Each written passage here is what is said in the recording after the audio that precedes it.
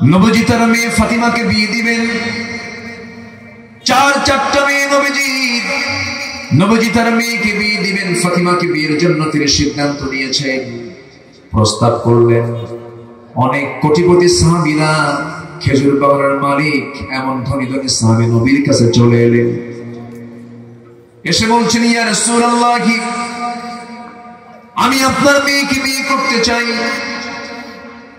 রাসূল বললেন, না না, নো ঠেলা হচ্ছে না, আমি তোমাদেরকে পছন্দ করি না, আমার পছন্দের জন এখনো আসে নাই। সর্বশেষ সবার পরে সাইয়েদনা আলী নবীর কাছে আসলেন, দাঁড়ালেন, সালাম দিলেন। রাসূল বলছেন, আলী, কি জন্য আসছো বলো, তুমি কি আমার মেয়েকে বিয়ে করবা নাকি? হুজুর, দিলে করব। সুবহানাল্লাহ বলো। দিলে করা যায়। রাসূল বললেন, আমার মেয়েকে যে বিয়ে করবে, তোমার আছে কি কোনো সামান আছে কিনা, কোনো সম্পদ আছে কিনা? তিনি বলছেন, ইয়া রাসূলুল্লাহ, আমার তো বাড়ি নাই, ঘর নাই, বাড়ি নাই। বিশ্বনবী তার আদরের দুলালী মেয়ে ফাতিমাকে বিয়ে দিচ্ছেন ঘর ছাড়া, সম্পদ ছাড়া একজন যুবকের সাথে। সুবহানাল্লাহ বলবেন না? নবীজি তার মেয়েকে বিয়ে দিবেন। এবার বলছেন, না আলী, কিছু তো অবশ্যই থাকা দরকার, মোহরানা তো পরিশোধ করতে হবে। হুজুর, থাকার মধ্যে আমার এই যে তরবারি, এই যে ঢালটা আছে, আর কিচ্ছু নাই আমার কাছে। রাসূল বলছেন, যাও, তরবারি ছাড়া তো যুদ্ধ হবে না, তরবারি লাগবেই কম্পালসারি তোমার জন্য।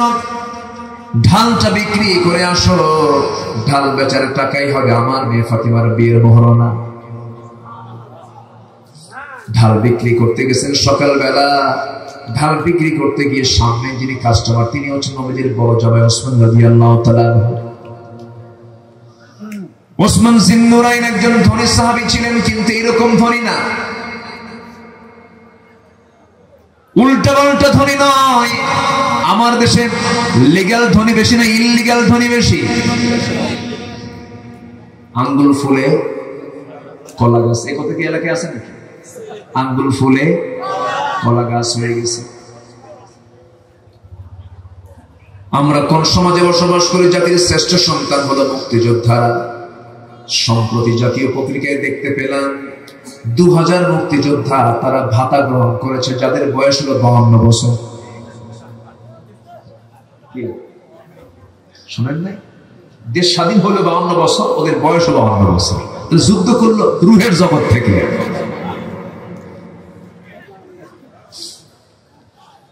আরো যে কত কি দেখতে হবে আমাদের আল্লাহ জানে। তবে এই কথা সত্য, হারামের কোনো আরাম নাই, হারামের কোনো টাকা আপনাকে সুখ দিতে পারবে না। পরিবারকে সাজাতে হবে ইসলাম দিয়ে। কি দিয়ে? ইসলাম দিয়ে। আপনাদের ঘটনাটা মনে আছে কিনা? আজ থেকে ঠিক মনে হয় 1 বছর আগের কথা হবে। ঢাকার অভিজাত এলাকা ধানমন্ডির কোন এক বাড়িতে বসে এদেশের চিত্র জগতের এক অভিনেতার শ্বশুর হাতে তার বৈধ লাইসেন্স ওলা পিস্তল নিয়ে মাথায় ঠাকালো, ফেসবুক লাইভে আসলো। ফেসবুক লাইভে এসে বলল, প্রিয় দেশবাসী, আমি লাইভে আসতে বাধ্য হলাম। আমার ছেলে আছে, মেয়ে আছে, আমার বউ আছে, আমার জামাই আছে, আমার পরিবার আছে, সবকিছু থাকার পরেও আমি বাঁচবো না, আমি বাঁচতে চাই না, আমার মনের মধ্যে কোনো সুখ নাই। এখন বলে, ধানমন্ডি থেকে ফকিররা থাকে নাকি? ফকিররা থাকে? টাকার কোনো সমস্যা ছিল? বৈধ লাইসেন্স পিস্তল তার মাথায় ঠেকিয়ে সে সুইসাইড করলো। বউ আছে, ছেলে আছে, মেয়ে আছে, টাকা আছে, পয়সা আছে, কিন্তু মৃত্যু, সে কেন আত্মহত্যার পথ বেছে নিয়েছে? এটার পিছনের মূল নেপথ্য হলো সবকিছু সমস্যা তাদের পরিবারে ছিল। কোনো কিছুর সমস্যা সেই পরিবারে ছিল না। সবচেয়ে বড় সমস্যা ছিল হলো ইসলাম ছিল না। কি ছিল না? আমাদের পরিবারে কিছু না থাকলেও থাকতে হবে কি? আরো জোরে, কি থাকতে হবে?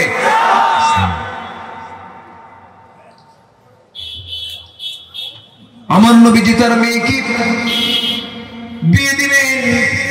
সাইয়েদনা আলী ঢাল বেচার জন্য বাজারে চলে গেছেন, ঢাল বিক্রি করতে বসেছেন। সামনে ওসমান দাঁড়ায় বলছেন, আলী তুমি বাজারে আসছো কেন? ঢাল বিক্রি করার জন্য। বিয়ে ঠিক হয়ে গেছে। কার সাথে? নবীর ছোট্ট মেয়ে ফাতিমা, আপনার শালিকা।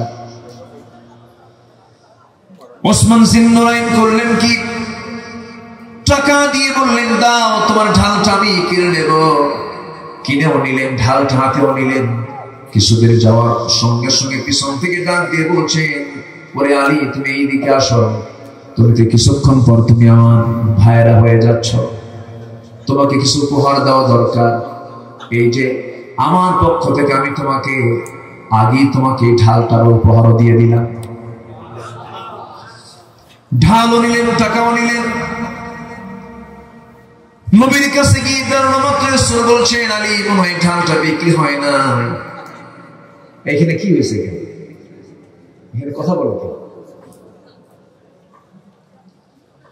আমার নবীজি বলছেন, আলী তোমার মনে হয় ঢালটা বিক্রি হয় নাই। হুজুর ঢাল তো বিক্রি হয়ে গেছে। রাসূল বললেন, ঢাল তো তোমার হাতেই দেখতেছি হুজুর, ঢালটা বিক্রি করেছে, আবার ঢালটা আমাকে একজন উপহার দিয়েছে। কে? এই যে টাকা, এই যে ঢাল আমি উপহার পাইছি। কি উপহার দিল হুজুর? আপনার বড় জামাই ওসমান। নবীজি মুস্কি হাসি মেরে বলছেন, লোক আর খুঁজে পাওয়া নাই, আমার বড় জামাইয়ের কাছে বেচতে গেছে। বিক্রি হয়ে গেল ঢাল। আবার ঢালটাও পেলেন, টাকাও নিয়ে আসলেন। নবীজি তার মেয়েকে বিয়ে দিবেন। পৃথিবীর সবচেয়ে দামি নারীর বিয়ে হচ্ছে অনড়ম্বর পরিবেশে, কোনো আড়ম্বরতা নাই, কোনো বিলাসিতা নাই। ঢাল বেচারা টাকা হয়ে যাচ্ছে, বিয়ের মোহরানা। নবীজি তার মেয়েকে বিয়ে দিলেন। বিয়ে দেওয়ার পরপরই নবীজির চোখে পানি। নবীজি বলছেন, মা এতদিন তুমি ছিলে আমার ঘরে, এখন চলে যাচ্ছ স্বামীর ঘরে। একটা কথা জেনে রেখে দিও মা, মৃত্যুর দিন পর্যন্ত স্বামীর বিরুদ্ধে একটা নালিশ যেন আমার কানে না আসে, কারণ এমন স্বামী আমি তোমার দেই নাই। তাকওয়া দেখে বিয়ে দিয়েছি। ও মা, বিয়ের আগে তোমার ঘর শ্রেষ্ঠ ছিল বাবার ঘর, বিয়ের পরে তোমার শ্রেষ্ঠ ঘর হলো স্বামীর ঘর। স্বামীর ঘরটা করে খাবে, স্বামীর দুর্নাম করবে না, স্বামীর আনুগত্য করবে। আল্লাহর 8টা জান্নাতের দরজাগুলো তোমার জন্য খোলা থাকবে। নবীজি তার মেয়েকে সুন্দর করে বুঝায়া যখন তার স্বামীর ঘরে পাঠায় দিবেন, নবীজি করলেন কি? ছোট্ট কিছু উপহার দিলেন। আটা পেশার জন্য একটা পিসদানি, পান করার জন্য একটা পান পাত্র, পানির মশক, চামড়ার একখানা তোশক দিলেন। দিয়ে বলছেন, মা তোমার স্বামীর তো নিজস্ব বাড়ি না, একটা ভাড়া বাড়ি নিয়ে নাও। ভাড়া বাড়িতে উঠে গেলেন। বিশ্বনবীর আদরের দুলালি ফাতিমা ভাড়া বাড়িতে তিনি থাকতে লাগলেন। কি সিম্পল জীবন যাপন করেছেন তিনি। ফাতিমা রাদিয়াল্লাহু তাআলা একদিন নবীর সামনে এসে বলছেন, আব্বা পিসদানি দিয়ে আটা পিষতে পিষতে আমার হাতে কড়া পড়ে গেছে, দাগ পড়ে গেছে। কূপ থেকে পানি তুলতে তুলতে আমার কোমরে দাগ পড়ে গেছে। ঘরের মেঝেটা কাঁচা মাটিওয়ালা, ঝাড় দিতে আমার কাপড় চোপড়গুলো ময়লা হয়ে যায়। আপনার কলিজার টুকরা হাসান হুসাইন, আমি তাদের সেবা করতে নিয়ে আমি হিমশিম খেয়ে যাই। ও বাবা, আমার স্বামীর সঙ্গে পরামর্শ করেছি, আপনার তো প্রচুর লোকজন আছে, আপনি রাষ্ট্রপ্রধান, দেখুন তো আমার জন্য কিছু ব্যবস্থা করা যায় নাকি। একটা মানুষ দিলে পরে, একটা কাজের মানুষ দিলে আমার জন্য খুব উপকার হয়ে যেত। নবীজি আস্তে করে বলছেন, মা এইদিকে আসো। আড়ালে নিয়ে গেলেন। বলছেন, মা শোনো, তোমার বাবা মুহাম্মদ সাল্লাল্লাহু আলাইহি ওয়াসাল্লাম কোনদিন নিজের কাজ অন্যকে দিয়ে করায় নাই। নিজের কাপড় নিজে সেলাই দিই মা, নিজের কাজ নিজে করি, নিজের ঘর নিজে ঝাড় দেই। আমি কাউকে দিয়ে কোনো কাজ, আমি আমার ব্যক্তিগত কাজ কর্ম কাউকে দিয়ে করাই না। তুমি সেই ব্যক্তির মেয়ে, আমি চাবো না তোমার জন্য একটা কাজের মানুষ এই দুনিয়াতে হোক। বিলাসিতার কোনো প্রয়োজন নাই মা। তোমার বাড়ির যে কাজগুলো আছে তুমি কষ্ট করে করবে, তবে আমি তোমাকে একটা আমল শিখিয়ে দেব। সুবহানাল্লাহি আলহামদুলিল্লাহি আল্লাহু আকবার, এই 3টা জিকির তুমি 33 33 37 বার করে বলবে। আমার আল্লাহ তোমার সমস্ত কাজের মধ্যে বরকত দিয়ে দিবেন, তোমার সমস্ত কাজ আল্লাহ তাআলা সহজ করে দিবেন। জোরে বলি সুবহানাল্লাহ। আমার নবীজি স্বামীর গুরুত্ব সন্তানকে বুঝিয়ে দিয়েছেন, মা স্বামীর বিরুদ্ধে যেন একটা নালিশ না আসে।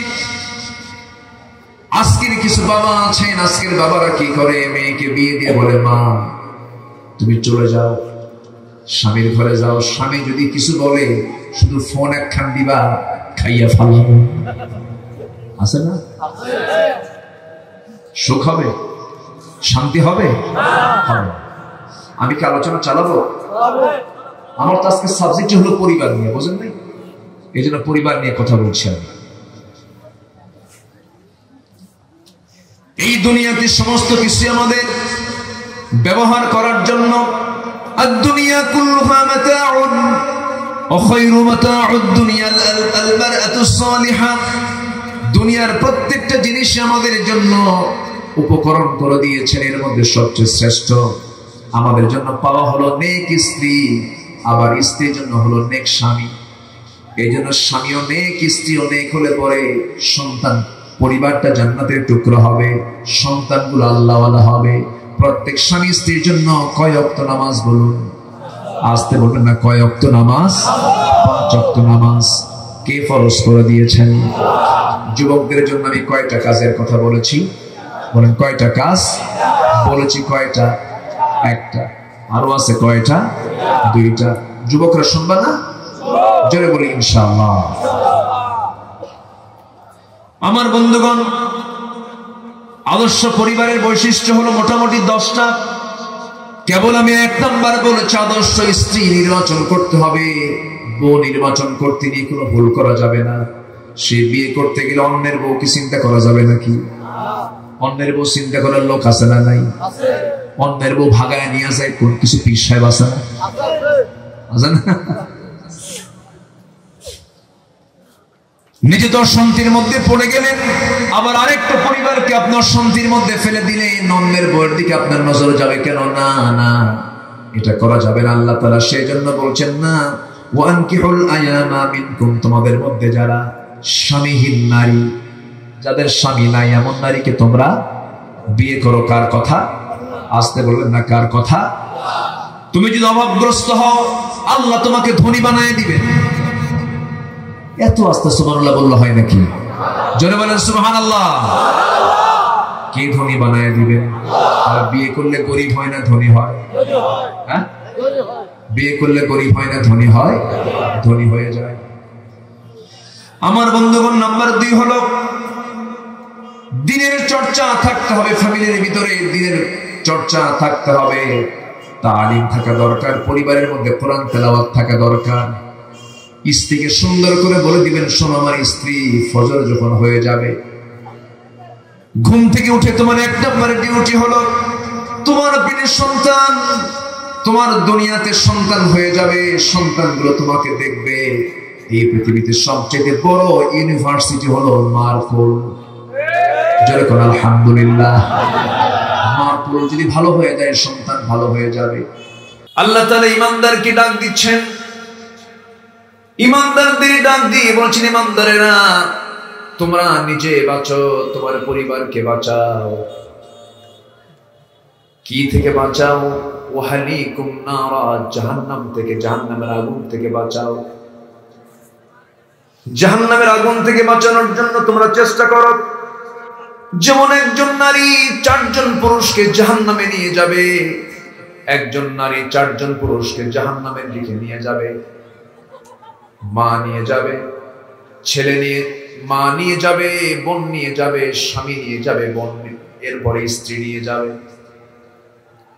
স্ত্রী তার স্বামীকে কেমনে জাহান্নামে নিয়ে যাবে? স্বামী তার স্ত্রীকে যদি পর্দার কথা না বলে, পর্দার নিয়ম মতো যদি না চালায়, ইসলাম অনুশাসনে যদি না চালায়, ওই স্ত্রী তার স্বামীকে জাহান্নামের দিকে নিয়ে যাবে। মা তার সন্তানকে জাহান্নামে নিয়ে যাবে। সন্তান যদি তার মাকে যদি দ্বীনের পথে যদি পরিচালিত না করে, মা তাকে জাহান্নামের দিকে নিয়ে যাবে। এরপরে বোন তাকে জাহান্নামের দিকে নিয়ে যাবে। ভাই যদি তার বোনকে যদি দ্বীনের পথে না চালায়, এই জন্য প্রত্যেকেই দায়িত্বশীল। কুল্লুকুম রাঈন ওয়া কুল্লুকুম মাসউলুন আন রাইয়াতিহি। প্রত্যেক ব্যক্তিকে তার দায়িত্ব সম্পর্কে জিজ্ঞাসিত হতে হবে। কার আদালতে? আসতে বলবেন না, কার আদালতে? উত্তম বিচারক কে? আমার আল্লাহর পরিচয়টা কি সময় তো আমরা জানি। ঠোঁট মিলিয়ে মিলিয়ে আওয়াজ দিয়ে আমরা বরকতের জন্য বলি আলহামদুলিল্লাহি রাব্বিল আলামিন। আওয়াজ দিয়ে বলেন আলহামদুলিল্লাহি রাব্বিল আলামিন আর রহমানির রহিম মালিকি ইয়াউমিদ্দিন। 3 নম্বর আয়াতে পরিচয় পেলাম কি?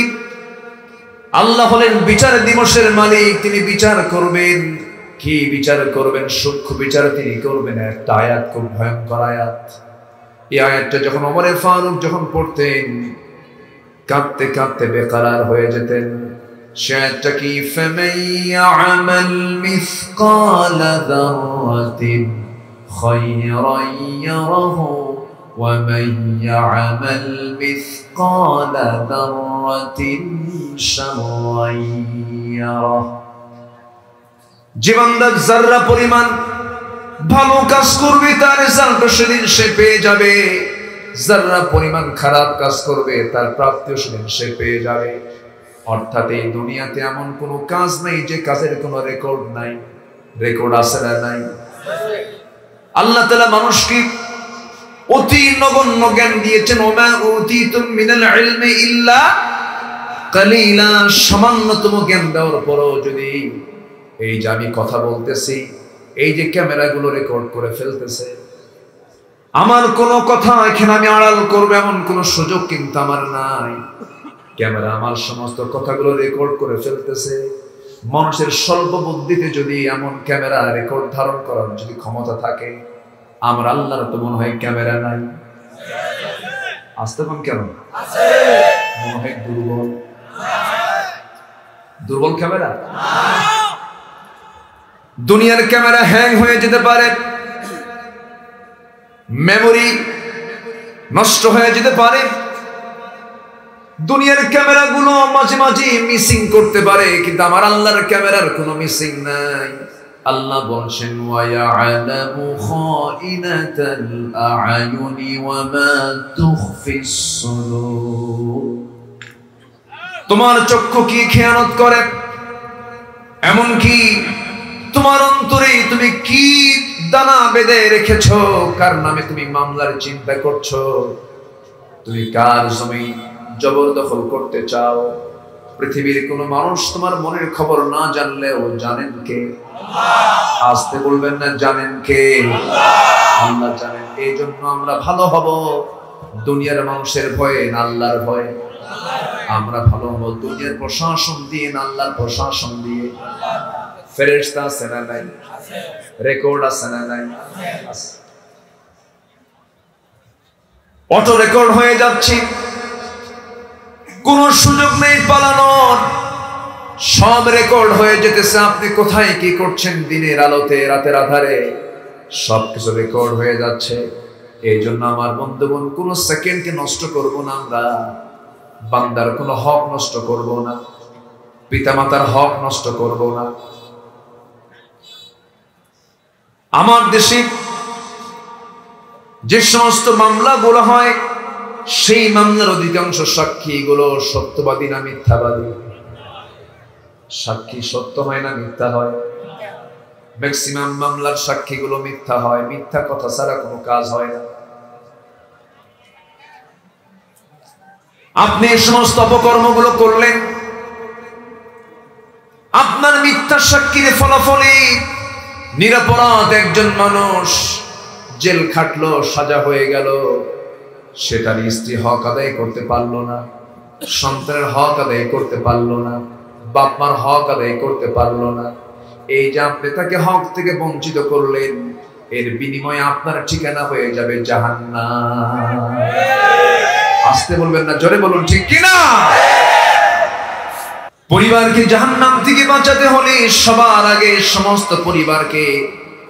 সমস্ত পরিবারের সদস্যদেরকে তুলে দিতে হবে হাতে হাতে। কি বলে? কি তুলে দিতে হবে? কোরআনটা তুলে দিতে হবে। কিন্তু আজকে বাচ্চাদেরকে কি তুলে দেওয়া হলো?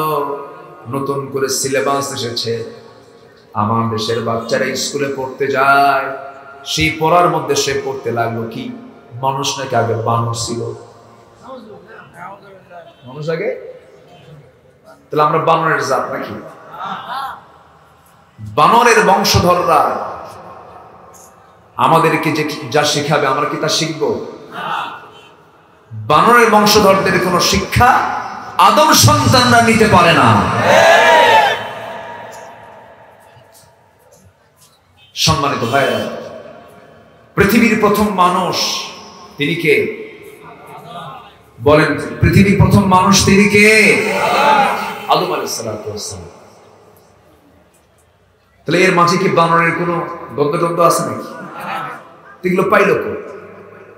ডারউইন যে মতবাদ দিয়েছে, ডারউইন একজন মদ্যপ, মদ খাওয়া মানুষ। মদ খেলে তা আল্লাহ মাতাল, মদ খেলে তা আল্লাহ মাতাল হয়ে লিখছে এটা। মানুষ নাকি আগে বানর ছিল, সে বানর চলতে চলতে হঠাৎ করে লেজটা পড়ে যায়। কি পড়ে? লেজটা পড়ে যায়, ধীরে ধীরে ধীরে ধীরে মানুষ হয়ে যায়। এটা কোনো কথা? অথচ কোরআন বলে দিচ্ছে এই পৃথিবীর প্রথম মানুষ কে? আদম। পৃথিবীর প্রথম মানুষটা একজন নবী, পৃথিবীর প্রথম মানুষ একজন শিক্ষিত, পৃথিবীর প্রথম মানুষ একজন জ্ঞানী। শুধু জ্ঞানী নন, তিনি একজন বিশেষ জ্ঞানী ছিলেন, বিজ্ঞানী ছিলেন। মুআল্লামা আদামাল আসমাআ কুল্লাহা। আমি আদম আলাইহিস সালামকে এই জাগতিক জীবনের সকল কিছুর নামের শিক্ষা দিয়েছি, মানে কিয়ামত পর্যন্ত আদমের মতো এত জ্ঞানী মানুষ আর পৃথিবীতে কখনো আসবে না। এই পৃথিবীর কোন মানুষ বলতে পারবে না আমি সকল কিছুর নাম আমার জানা আছে, কেউ বলতে পারবে না। কিন্তু আদমকে আল্লাহ তাআলা সকল কিছুর নাম শিক্ষা দিয়েছেন। কেমনে মানুষ বানর হলো? এই সমস্ত ভুয়া শিক্ষা, এই সমস্ত নির্দেশনাকে আমরা বিশ্বাস করি না। এত বড় কিতাব থাকতে আমাদের কোনো সমস্যা আছে? আমাদের কোনো সমস্যা আছে? এর মধ্যে কি নাই? সবই তো আছে। আল্লাহ তাআলা এর মধ্যে সব এনাফ করে দিয়েছেন, তিবিয়ান লিকুল্লি শাই, সব কিছু ব্যালেন্স করে দিয়েছেন, কোনো সমস্যা নাই। বান্দা, তোমার জীবনের সকল সমাধান আমি এর মধ্যে একদম সুস্পষ্ট আকারে দিয়ে দিয়েছি। জোরে বলে সুবহানাল্লাহ। বৃষ্টির পানিতে মাটির যে উর্বরতা আর আকাশের পানিতে মাটির যে উর্বরতা, কোন পানিতে উর্বরতা বাড়ে বেশি? বৃষ্টির পানিতে, মানে আকাশ থেকে যে পানিটা পড়ে সেই পানির বরকত, আর সেচ দিয়ে পানি, মেশিন দিয়ে পানি সেচে যে পানি, মাটির যে উর্বরতা, দুনিয়ার পদ্ধতিতে পানি বের করে জমির যে উর্বরতা বাড়ে, তার চাইতে আসমান থেকে নাজিল হওয়া পানির উর্বরতা কমে না বাড়ে? কম না বেশি? দুনিয়ার সকল বই মানুষ লিখেছে, কিছু উপকার হতে পারে যদি কোরআনকে সামনে রেখে যদি লেখে, কিন্তু কোরআন আল্লাহ তাআলা দিয়েছেন, আসমান থেকে পাঠিয়েছেন, এর বরকত কম না বেশি? এর বরকত কম না বেশি? কোরআন ছাড়া যেটাই হবে তার কোনো বরকত, এই জন্য এক নম্বর কাজ হলো একটা পরিবারে প্রত্যেক সদস্যের হাতে কি তুলে দেওয়া? আসতে বলবেন না, কি তুলে দেওয়া? হয়তো বলবেন, হুজুর আমার বয়স তো এখন 60 বছর, আমি তো এই পরিবারের একজন মানুষ, আমি তো এখন পড়তে পারবো না। শিক্ষার কি কোনো বয়স আছে? বুড়ো চাচা পড়তে চায় না, বুড়ো চাচাকে যখন বলা হয় চাচা আপনি কোরআন পড়ুন, মুরব্বী বলে না বাবাজি মুখে আসে না। কিন্তু চাচাকে যখন বলা হয় চাচা টেকনাফের মেইন পয়েন্ট রাস্তার ধারে 10% একটা জায়গা আছে, যে জায়গাটা আপনার, সেই জায়গার দাগ নাম্বার কত? 83 নাম্বার দাগ। টনটনা বলে দিব, আছে না এরকম চাচা? আছে না? সেই চাচা আবার সপ্তাহে 2 দিন কক্সবাজারের জসকোটে চলে যায়, ফাইল হাতে নিয়ে সকাল বিকাল কোর্টের বারান্দায় ঘোরাফেরা করে। যখন বলা হয় চাচা আপনি কোর্টের বারান্দায় সপ্তাহে 2 দিন কোর্টে আসেন, এর কারণ থেকে বাবা 10 বিঘা জমির মামলা আছে, উকিল বোঝে না, মাঝে মাঝে নসিহত দিয়া যায়। উকিলকেও গান দিতে পারেন। এরপরে দাগ নাম্বার বুঝেন, সিএস নাম্বার বুঝেন, আরএস নাম্বার বুঝেন, কিন্তু চাচাকে যখন বলা হয় আপনি কোরআনটা পড়েন, বাবা মুখে আসে না। এই ক্ষণিক জীবনে, এই ক্ষণস্থায়ী জীবনের 60-70 বছরের জিন্দেগির জন্য যদি আপনি সিএস নাম্বার, দাগ নাম্বার, খতিয়ান নাম্বার মুখস্থ করতে পারেন, আল্লাহ তাআলা সর্বনিম্ন যে জান্নাতটা দিবেন, সর্বনিম্ন জান্নাত যে বান্দাকে দেওয়া হবে, সেই জান্নাতের এরিয়া হবে 10টা পৃথিবীর মতো একটা জান্নাত। জোরে বলি সুবহানাল্লাহ। কয়টা পৃথিবী? 10টা পৃথিবী। কি ছোট মনে হচ্ছে নাকি আপনাদের কাছে? একজনকে দেওয়া হবে, চারটিখানি কোনো কথা নয়, একজনকে দেওয়া হবে 10টা পৃথিবীর মতো একটা জান্নাত। এই পৃথিবীর এরিয়া কত? 50 কোটি 10 লক্ষ বর্গ মাইলের এই দুনিয়া। 50 কোটি 10 লক্ষ বর্গ মাইল, যেই দুনিয়াতে 228টি দেশ আছে, এইরকম 10টা দুনিয়া এক জায়গায় করলে যে সমান হবে, এমন পরিমাণ জান্নাতে একজন বান্দাকে সবচেয়ে ছোট জান্নাত তাকে দেওয়া হবে। এখন প্রশ্ন হলো হুজুর, একজনকে যদি এত জান্নাত, এত বড় জান্নাত দেওয়া হয়, এত জায়গা কই? নাস্তিকদের তো কথা সাইজ নেই, এরকম বক্তব্য নাস্তিকদের আছে না নাই? এত জায়গা কোথায়? বর্তমান দুনিয়াতে 700 কোটি মানুষ, আদম থেকে শুরু করে নিয়ে আজ পর্যন্ত কত মানুষ পৃথিবীতে এসেছে এবং কিয়ামত পর্যন্ত আসবে, এত জায়গা আল্লাহ পাবে কোথায়? এমন প্রশ্ন আসতেই পারে। আমি তাদের জন্য একটা তথ্য দিতে চাই। আমরা যে জায়গায় বসে আছি, টেকনাফের লেদা স্টেশনে আমরা বসে আছি, এই জায়গা থেকে আমরা ঠিক মাথা উঁচু করে সামনের দিকে তাকালেই যদি আকাশে চাঁদের সময় হয়, চাঁদটা দেখতে পাবো। চাঁদের পিছনে মিটিমিটি করে জ্বলা আমরা কিছু তারকা দেখতে পাবো। এরপর আমরা দেখতে পাবো বিশাল বড় একটা আকাশ, দিনের বেলা সূর্য দেখতে পাই। ওই সূর্যটা যদিও আমার আপনার চোখে জাস্ট প্লেটের মতো মনে হয়, একটা প্লেট মনে হয়, কিন্তু ছোট্ট এরকম একটা প্লেটের মতো প্লেট কিন্তু এটা নয়। এই সূর্য পৃথিবী থেকে এত বড়, এরকম 13 লক্ষ দুনিয়া এক জায়গায় করলে পরে একটা সূর্যের সমান হবে। একটু আস্তে করে সুবহানাল্লাহ। রাগ করতেছেন নাকি আপনি?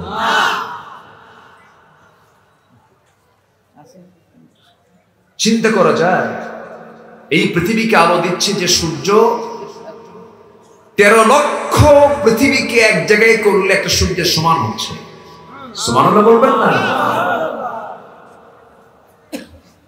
আবার আমরা রাতের বেলা যে চাঁদ দেখতে পাই,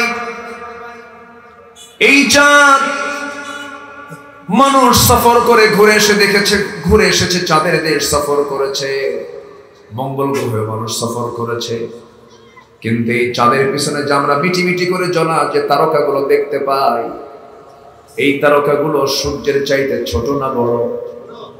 আসতে বলেন, ছোট না বড়? ওই সূর্যের চাইতে ওই তারকাগুলো এত বড়। বেটেল জুইস নামে একটা তারকা আছে, যে তারকাটা সূর্যের চাইতে 1 গুণ নয়, 2 গুণ নয়, 33 কোটি গুণ বড়।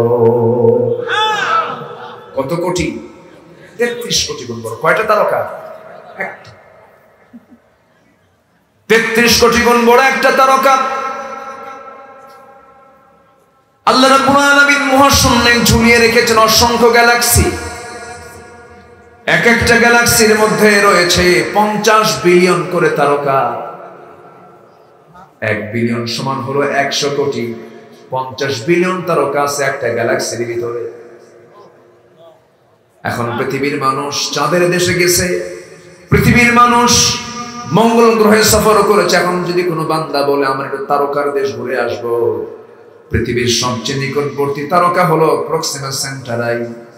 প্রক্সিমা সেন্টারাই যদি কেউ যেতে চায়, এই পৃথিবী থেকে সবচেয়ে দ্রুতগামী যানবাহন হলো অ্যাপোলো 11 দ্রুতগামী নভোযান। এটা এই নভোযানের চড়ে যদি কেউ যেতে চায়, যার গতি হলো প্রতি ঘন্টায় 39,000 কিলোমিটার। 39,000 কিলোমিটার বেগে পার আওয়ার এমন একটা নভোযানে চড়ে যদি কেউ সেই তারকার দেশে যেতে চায়, পৃথিবীর সবচেয়ে নিকটবর্তী তারকা, সেই প্রক্সিমা সেন্টারে যেতে তার সময় লেগে যাবে 1,15,000 বছর মাত্র। যাবেন কারা কারা? হাত তোলেন। সম্ভব?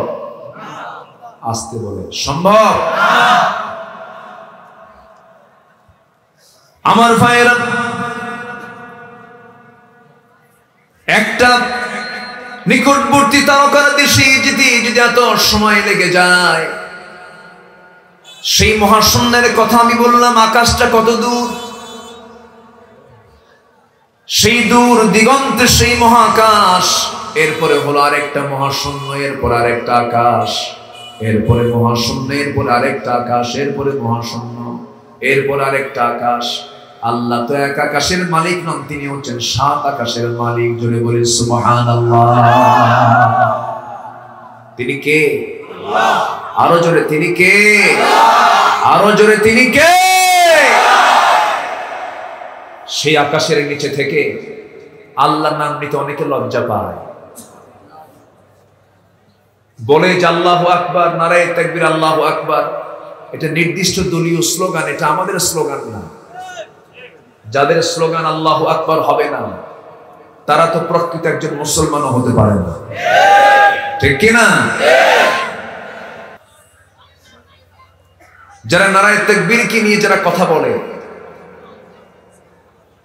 আমি জাস্ট শুধু একটু বোঝানোর জন্য বলছি, একটা নবজাতক পৃথিবীতে আসার সঙ্গে সঙ্গে মুসলিম পরিবারে তার কানে কি আওয়াজ দেয়? আরো জোরে। আমরা যখন মসজিদের মিনার থেকে আওয়াজ শুনি, প্রথম আওয়াজটা কি? আরো জোরে। ইমাম যখন নামাজ শুরু করে, প্রথম আওয়াজটা কি? রুকুতে যেতে কি? সেজদায় যেতে কি? যখন মানুষ দুনিয়া থেকে একদিন বিদায় নেবে, একটা আদর্শ স্ত্রী নির্বাচন করা। হাসিমিল হয়ে গেছে ইনশাআল্লাহ, লাইনে আছে আলহামদুলিল্লাহ বলেন। আদর্শ স্ত্রী যার আছে সে বড় ভাগ্যবান, বলি আলহামদুলিল্লাহ। বউটা যদি না ভালো হয়, পৃথিবীটা কি জান্নাত হয় না জাহান্নাম হয়ে যায়? জাহান্নাম। অনেক প্রবাসী আছেন, প্রবাস থেকে টাকা পাঠিয়েছেন, এদিকে বউ মাশাআল্লাহ সব টাকা নিয়া আরেকজনের সঙ্গে সংসার করিতেছেন, আছে না নাই?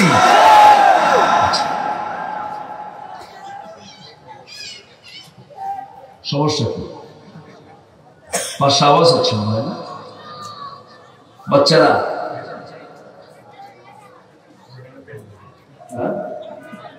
ও মায়েরা আছে নাকি ওই পাশে?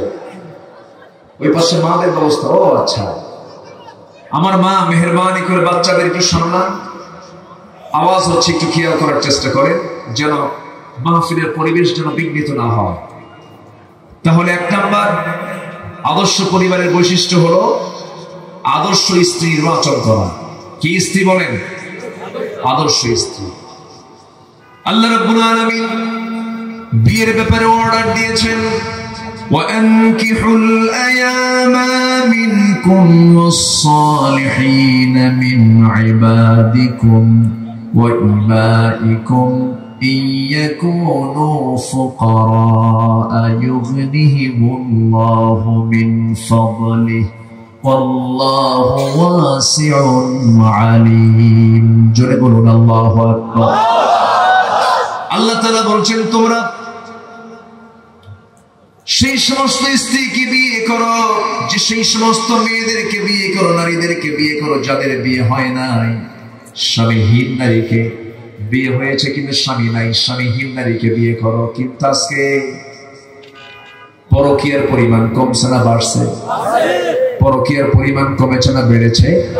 বেড়েছে। আল্লাহ বলছেন না না, যার বউ আছে, যে মহিলা অন্যের স্ত্রীতে আছে, তার দিকে তোমরা নজরে দিও না। এটা তোমার জন্য বড় হারাম কাজ হয়ে যাবে, এই কাজটা করতে যেও না।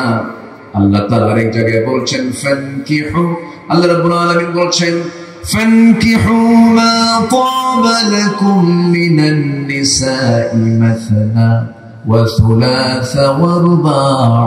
তোমরা তোমাদের ইচ্ছা অনুযায়ী নারীদের ভিতর থেকে তোমরা বিয়ে করে নাও। বিয়ের হুকুমটা কে দিয়েছেন? আল্লাহ। আসতে বলবেন না, কে দিয়েছেন? যুবক আজকের মাহফিলে বেশি, অনেক যুবককে আজকের মাহফিলে দেখতেছি। মাহফিলে যুবকদেরকে আমি লক্ষ্য করে আমি একটা কথা বলতে চাই, সেটা হলো তোমরা তোমাদের রিজিক নিয়ে কোনো টেনশন করবা না। রিজিকের ফয়সালা কার? আল্লাহ। আসতে বলবেন না, কার? আল্লাহ বলে দিচ্ছেন বান্দারা শোনো, তুমি যদি বিয়ে করতে পারো বিয়েটা করে নিবা। তুমি যে ভয়টা পাচ্ছ, ইয়াকুনু ফুকারা ইউগনিহুমুল্লাহ, আল্লাহ তোমাকে সচ্ছল করে দিবেন। বিয়ে করলে বরকত কমে না বাড়ে? আসতে বলবেন না, কমে না বাড়ে? বেড়ে যায়। এই পৃথিবীর কথাই বলবো আমি। ধরুন আমার দেশে যত বিলিয়নার আছে, যত কোটি কোটি টাকার মালিক, গ্রুপ অফ ইন্ডাস্ট্রিজের যারা মালিক, বিয়ের আগে তাদের কিছুই ছিল না, বিয়ে করার পরে তাদের সম্পদ কিন্তু হয়েছে। আলহামদুলিল্লাহ বলেন। বিয়ে করার জন্য অর্ডার দিয়েছেন কে? কিন্তু সেই বউটা হতে হবে আদর্শ স্ত্রী, হতে হবে আদর্শ বউ হতে হবে। 4টা গুণ দেখে রাসূল বিয়ে করতে বলেছেন। কয়টা গুণ দেখে? 4টা গুণ দেখে। যুবকদেরকে বলবো আমি, রিজিকের কোনো টেনশন করা যাবে না। আমি তোমাদেরকে আজকে 3টা কাজ করার জন্য বলে যাব। 3টা কাজ করবে, তোমার রিজিক আল্লাহ তাআলা ডাবল ডাবল করে দিবেন। শুনবা যুবকরা, শুনবা? বলি আলহামদুলিল্লাহ। নাম্বার 1 হলো তাড়াতাড়ি বিয়ে করো। কি করো? কেউ তো খুশি হলো না, খুশি হয়েছে? আবার কিছু কিছু চাচা মুস্কি মুস্কি হাসে। চাচারা বিয়ে করবেন না কেউ? কিন্তু আমার মনে মনে যুবকেরা বলতেছে, হুজুর বিয়ে তো করবো, কিন্তু মেয়ের বাপরা তো রাজি হয় না। কিছু কিছু মেয়ের বাবা দাবি করে বসেন, ছেলে কি করে, ছেলে কতটুকু পড়াশোনা করেছে, তার শিক্ষা দীক্ষা কি। ঠিক আছে, এটা আপনি দেখতে পারেন, কিন্তু অধিকাংশ মেয়ের বাবারা দেখে হলো টাকা। কি দেখে? সম্পদ দেখে।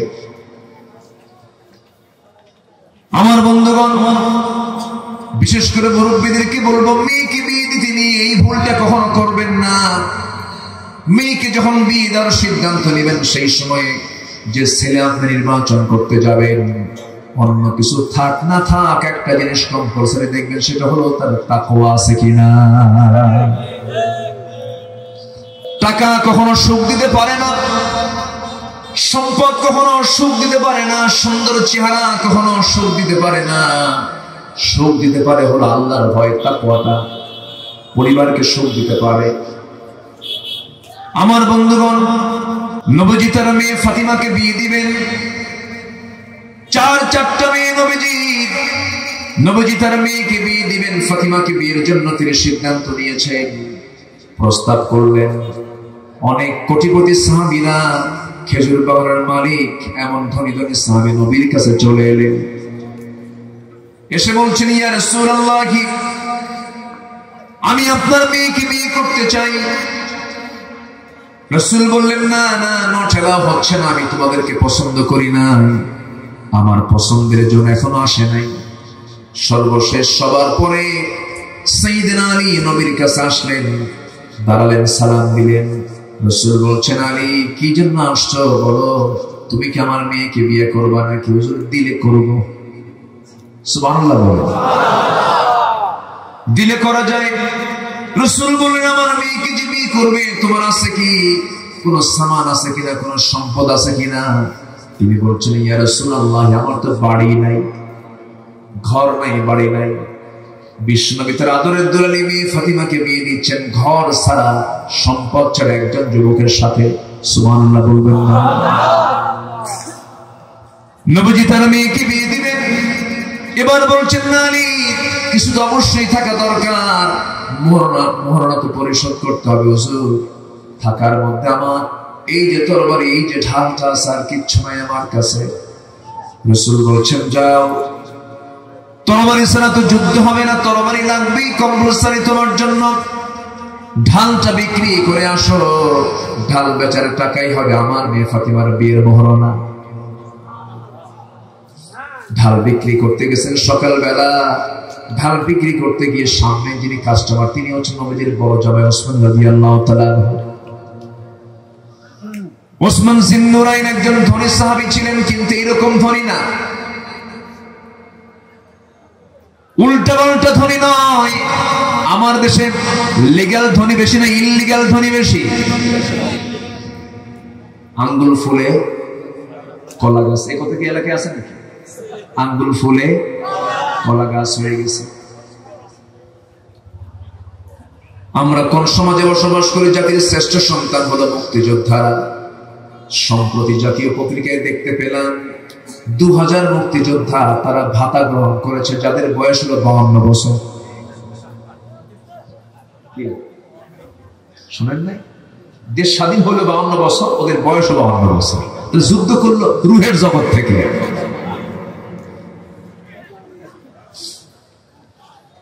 আরো যে কত কি দেখতে হবে আমাদের আল্লাহ জানে। তবে এই কথা সত্য, হারামের কোনো আরাম নাই, হারামের কোনো আরাম। টাকা আপনাকে সুখ দিতে পারবে না, পরিবারকে সাজাতে হবে ইসলাম দিয়ে। কি দিয়ে? ইসলাম দিয়ে। আপনাদের ঘটনাটা মনে আছে কিনা? আজ থেকে ঠিক মনে হয় 1 বছর আগের কথা হবে। ঢাকার অভিজাত এলাকার ধানমন্ডির কোন এক বাড়িতে বসে এদেশের চিত্র জগতের এক অভিনেতার শ্বশুর হাতে তার বৈধ লাইসেন্স ওলা পিস্তল নিয়ে মাথায় ঠাকালো, ফেসবুক লাইভে আসলো।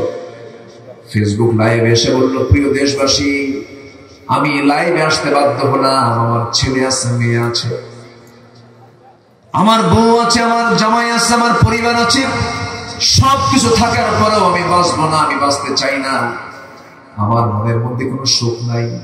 এখন বলে ধানমন্ডি থেকে ফকিররা থাকে নাকি? ফকিররা থাকে? টাকার কোনো সমস্যা ছিল? বৈধ লাইসেন্স পিস্তল তার মাথায় ঠেকিয়ে সে সুইসাইড করলো।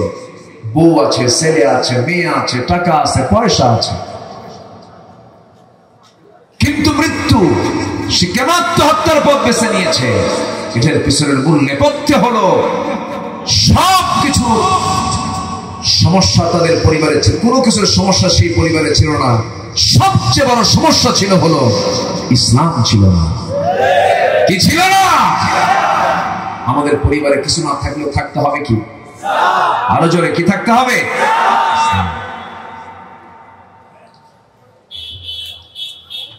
আমার নবীজি তার মেয়েকে বিয়ে দিলেন। সাইয়েদনা আলী ঢাল বেচার জন্য বাজারে চলে গেছেন, ঢাল বিক্রি করতে বসেছেন।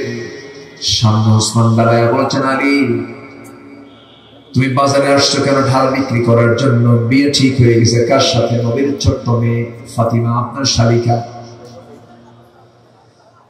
ওসমান জিন্নুরাইন করলেন কি? টাকা দিয়ে বললেন, দাও তোমার ঢালটা আমি কিনে নেব। কিনেও নিলেন, ঢালটা হাতেও নিলেন। কিছুদের যাওয়ার সঙ্গে সঙ্গে পিছন থেকে ডাক দিয়ে বলছেন, ওরে আলী তুমি এইদিকে আসো, তুমি তো কিছুক্ষণ পর তুমি আমার ভাইয়েরা হয়ে যাচ্ছ, তোমাকে কিছু উপহার দেওয়া দরকার। এই যে আমার পক্ষ থেকে আমি তোমাকে আগেই তোমাকে ঢালটার উপহারও দিয়ে দিলাম। ঢালও নিলেন, টাকাও নিলেন। নবীর কাছে গিয়ে দাঁড়ানো মাত্র রাসূল বলছেন, আলী মনে হয় ঢালটা বিক্রি হয় না। এখানে কি হয়েছে? এখানে কথা বলো তো। আমার নবীজি বলছেন, আলী তোমার মনে হয় ঢাল তো বিক্রি হয় নাই। হুজুর ঢাল তো বিক্রি হয়ে গেছে। রাসূল বললেন, ঢাল তো তোমার হাতেই দেখতেছি হুজুর, ঢালটা বিক্রি করেছে। আবার ঢালটা আমাকে একজন উপহার দিয়েছে। কে? এই যে টাকা, এই যে ঢাল আমি উপহার পাইছি। কি উপহার দিল হুজুর? আপনার বড় জামাই ওসমান। নবীজি মুস্কি হাসি মেরে বলছেন, লোক আর খুঁজে পাওয়া নাই, আমার বড় জামাইয়ের কাছে বেচতে গেছে, বিক্রি হয়ে গেল ঢাল। আমার ঢালটাও পেলেন, টাকাও নিয়ে আসলেন। নবীজি তার মেয়েকে বিয়ে দিবেন। পৃথিবীর সবচেয়ে দামি নারীর বিয়ে হচ্ছে অনড়ম্বর পরিবেশে, কোনো আড়ম্বরতা নাই, কোনো বিলাসিতা নাই। ঢাল বেচারা টাকা হয়ে যাচ্ছে, বিয়ের মোহরানা। নবীজি তার মেয়েকে বিয়ে দিলেন। বিয়ে দেওয়ার পরপরই নবীজির চোখে পানি। নবীজি বলছেন, মা এতদিন তুমি ছিলে আমার ঘরে, এখন চলে যাচ্ছে স্বামীর ঘরে। একটা কথা জেনে রেখে দিও মা, মৃত্যুর দিন পর্যন্ত স্বামীর বিরুদ্ধে একটা নালিশ যেন আমার কানে না আসে, কারণ এমন স্বামী আমি তোমার দেই নাই। তাকওয়া দেখে বিয়ে দিয়েছি। ও মা, বিয়ের আগে তোমার ঘর শ্রেষ্ঠ ছিল, বাবার ঘর। বিয়ের পরে তোমার শ্রেষ্ঠ ঘর হলো স্বামীর ঘর। স্বামীর ঘরটা করে খাবে, স্বামীর দুর্নাম করবে না, স্বামীর আনুগত্য করবে। আল্লাহর 8টা জান্নাতের দরজাগুলো তোমার জন্য খোলা থাকবে।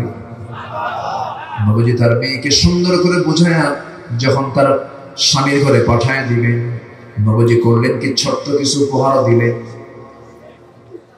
আটা পেশার জন্য একটা পিসদানি, পান করার জন্য একটা পান পাত্র, পানির মশক, চামড়ার একখানা তোশক দিলেন। দিয়ে বলছেন, মা তোমার স্বামীর নিজস্ব বাড়ি না, একটা ভাড়া বাড়ি নিয়ে নাও। ভাড়া বাড়িতে উঠে গেলেন। বিশ্বনবীর আদরের দুলালি ফাতিমা ভাড়া বাড়িতে তিনি থাকতে লাগলেন। কি সিম্পল জীবন যাপন করেছেন তিনি। ফাতিমা রাদিয়াল্লাহু তাআলা একদিন নবীর সামনে এসে বলছেন, আব্বা পিসদানি দিয়ে আটা পিষতে পিষতে আমার হাতে কড়া পড়ে গেছে, দাগ পড়ে গেছে। কূপ থেকে পানি তুলতে তুলতে আমার কোমরে দাগ পড়ে গেছে। ঘরের মেঝেটা কাঁচা মাটিওয়ালা, ঝাড় দিয়ে আমার কাপড় চোপড়গুলো ময়লা হয়ে যায়। আপনার কলিজার টুকরা হাসান হুসাইন, আমি তাদের সেবা করতে নিয়ে আমি হিমশিম খেয়ে যাই। ও বাবা, আমার স্বামীর সঙ্গে পরামর্শ করেছি, আপনার তো প্রচুর লোকজন আছে, আপনি রাষ্ট্রপ্রধান, দেখুন তো আমার জন্য কিছু ব্যবস্থা করা যায় নাকি। একটা মানুষ দিলে পরে, একটা কাজের মানুষ দিলে আমার জন্য খুব উপকার হয়ে যেত। নবীজি আস্তে করে বলছেন, মা এইদিকে আসো। আড়ালে নিয়ে গেলেন। বলছেন, মা শোনো, তোমার বাবা মুহাম্মদ সাল্লাল্লাহু আলাইহি ওয়াসাল্লাম কোনদিন নিজের কাজ অন্যকে দিয়ে করায় নাই। নিজের কাপড় নিজে সেলাই দিই মা, নিজের কাজ নিজে করি, নিজের ঘর নিজে ঝাড় দেই। আমি কাউকে দিয়ে কোনো কাজ, আমি আমার ব্যক্তিগত কাজ কর্ম কাউকে দিয়ে করাই না। তুমি সেই ব্যক্তির মেয়ে, আমি চাবো না তোমার জন্য একটা কাজের মানুষ এই দুনিয়াতে হোক। বিলাসিতার কোনো প্রয়োজন নাই মা। তোমার বাড়ির যে কাজগুলো আছে তুমি কষ্ট করে করবে, তবে আমি তোমাকে একটা আমল শিখিয়ে দেব। সুবহানাল্লাহি আলহামদুলিল্লাহি আল্লাহু আকবার, এই 3টা জিকির তুমি 33 বার করে বলবে। আমার আল্লাহ তোমার সমস্ত কাজের মধ্যে বরকত দিয়ে দিবেন, তোমার সমস্ত কাজ আল্লাহ তাআলা সহজ করে দিবেন। জোরে বলি সুবহানাল্লাহ। আমার নবীজি স্বামীর গুরুত্ব সন্তানকে বুঝিয়ে দিয়েছেন। মা, স্বামীর বিরুদ্ধে যেন একটা নালিশ না আসে। আজকের কিছু বাবা আছেন, আজকের বাবারা কি করে, মেয়েকে বিয়ে দিয়ে বলে, মা তুমি চলে যাও, স্বামীর ঘরে যাও। স্বামী যদি কিছু বলে, শুধু ফোন একখান দিবা, খাইয়া ফালাবো। আছে না? সুখ হবে, শান্তি হবে, হবে। আমি কি আলোচনা চালাবো? আমার তো আজকে সাবজেক্ট হলো পরিবার নিয়ে, বুঝেন নাই? এই জন্য পরিবার নিয়ে কথা বলছি আমি। এই দুনিয়াতে সমস্ত কিছু আমাদের ব্যবহার করার জন্য। আদ-দুনিয়া কুল্লুহা মাতাউন ওয়া খায়রু মাতাউদ দুনিয়া আল-মারআতুস সালিহা। দুনিয়ার প্রত্যেকটা জিনিস আমাদের জন্য উপকরণ করে দিয়েছেন, এর মধ্যে সবচেয়ে শ্রেষ্ঠ আমাদের জন্য পাওয়া হলো নেক স্ত্রী, আবার স্ত্রীর জন্য হলো নেক স্বামী। এই জন্য স্বামীও নেক, স্ত্রীও নেক হলে পরে সন্তান, পরিবারটা জান্নাতের টুকরো হবে, সন্তানগুলো আল্লাহওয়ালা হবে। প্রত্যেক স্বামী স্ত্রীর জন্য কয় ওয়াক্ত নামাজ বলুন? আসতে বলবেন না, কয় ওয়াক্ত নামাজ? 5 ওয়াক্ত নামাজ কে ফরজ করে দিয়েছেন? যুবকদের জন্য আমি কয়টা কাজের কথা বলেছি? বলেন কয়টা কাজ বলেছি? কয়টা? একটা। আরো আছে কয়টা? 2টা। যুবকরা শুনবা না? জোরে বলি ইনশাআল্লাহ। আমার বন্ধুগণ, আদর্শ পরিবারের বৈশিষ্ট্য হলো মোটামুটি 10টা। কেবল আমি 1 নাম্বার বলেছি, আদর্শ স্ত্রী নির্বাচন করতে হবে। বউ নির্বাচন করতে নিয়ে কোনো ভুল করা যাবে না। সে বিয়ে করতে গেলে অন্যের বউকে চিন্তা করা যাবে নাকি? অন্যের বউ চিন্তা করার লোক আছে না নাই? অন্যের বউ ভাগায় নিয়ে যায় কোন কিছু পীর সাহেব আছে না? আছে না? নিজে তো অশান্তির মধ্যে পড়ে গেলেন, আবার আরেকটা পরিবারকে আপনি অশান্তির মধ্যে ফেলে দিলেন। অন্যের বউয়ের দিকে আপনার নজর যাবে কেন? না না, এটা করা যাবে না। আল্লাহ তাআলা সেই জন্য বলছেন না, ওয়ানকিহুল আয়ামা মিনকুম, তোমাদের মধ্যে যারা স্বামীহীন নারী, যাদের স্বামী নাই, এমন নারীকে তোমরা বিয়ে করো। কার কথা? আসতে বলবেন না, কার কথা? তুমি যদি অভাবগ্রস্ত হও, আল্লাহ তোমাকে ধনী বানায় দিবেন। এত আস্তে সুবহানাল্লাহ বললে হয় নাকি? জোরে বলেন সুবহানাল্লাহ। কে ধনী বানায় দিবেন? আর বিয়ে করলে গরিব হয় না ধনী হয়? হ্যাঁ, বিয়ে করলে গরিব হয় না ধনী হয়? ধনী হয়ে যায়। আমার বন্ধুগণ, নাম্বার 2 হলো দিনের চর্চা থাকতে হবে। ফ্যামিলির ভিতরে দিনের চর্চা থাকতে হবে, তালিম থাকা দরকার। পরিবারের মধ্যে কোরআন তেলাওয়াত থাকা দরকার। স্ত্রীকে সুন্দর করে বলে দিবেন, শোনো আমার স্ত্রী, ফজর যখন হয়ে যাবে, ঘুম থেকে উঠে তোমার 1 নম্বর ডিউটি হলো তোমার পেটে সন্তান, তোমার দুনিয়াতে সন্তান হয়ে যাবে, সন্তানগুলো তোমাকে দেখবে। এই পৃথিবীতে সবচেয়ে বড় ইউনিভার্সিটি হলো মার কোল। যেরকম আলহামদুলিল্লাহ, মার কোল যদি ভালো হয়ে যায়, সন্তান ভালো হয়ে যাবে। আপনার স্বামী, আপনার দায়িত্ব হবে, শোনো আমার স্ত্রী, সকালবেলা আমরা 2 জনে উঠবো, আমি মসজিদে চলে যাব, তুমি মুসাল্লায় দাঁড়াবে, সুন্দর করে কোরআন তেলাওয়াত করবে, নামাজ শেষে সুন্দর করে কোরআন গুনগুন করে পড়বে। তোমার পেটে থাকা সন্তানের উপর এটার প্রভাব পড়ে যাবে। তোমার সন্তানটা আব্দুল কাদের জেলানি হয়ে যাবে, তোমার সন্তানটা রাবিয়া বসরির মতো হয়ে যাবে। আলহামদুলিল্লাহ বল। আমি স্বামী, আমি চলে যাব মসজিদে, তুমি আমার স্ত্রী, তোমার দায়িত্ব হলো দিনটা শুরু করবে কোরআন তেলাওয়াত দিয়া, হাদিসের কিছু উদ্ধৃতি দিয়ে, হাদিস কিছু পড়াশোনা করে তুমি দিনটা শুরু করে ফেলবে।